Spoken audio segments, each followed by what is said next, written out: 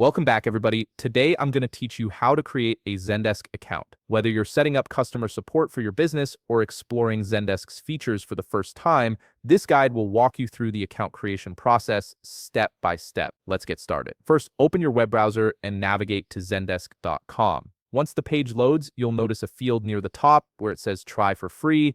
This is where you'll begin your account setup. Go ahead and input your email address into this field. Make sure you're using an email you have access to, as Zendesk will use this for verification and future communications. After entering your email, you'll see fields asking for your first name and last name. Fill these in accordingly, then click Next to proceed. This information helps personalize your Zendesk account and ensures proper identification within the platform. The next step requires you to input your phone number, enter your phone number in the designated field, and click Next.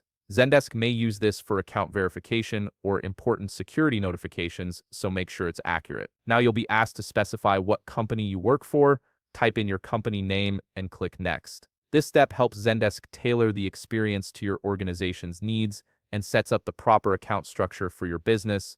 Following that, you'll need to input your job title. Whether you're a customer support manager, business owner, or team lead, enter your role and click Next. This information helps Zendesk understand how you'll be using their platform. Next up, you'll see a question asking how many employees you have. Select the appropriate range from the options provided and click Next. This helps Zendesk recommend the right plan and features that scale with your team size. Now comes an important step, creating your Zendesk subdomain. This will be part of your unique Zendesk URL, so choose something that represents your company well. For example, if you enter your company, your Zendesk will be accessible at yourcompany.zendesk.com. Once you've decided on a subdomain, click Next. Finally, you'll need to create a secure password for your account. Choose a strong password that combines letters, numbers, and special characters to keep your account protected. After entering your password, click Create Your Zendesk Account to complete the setup. Give it a moment to process, and you'll be directed to your new Zendesk dashboard where you can start configuring your customer support system.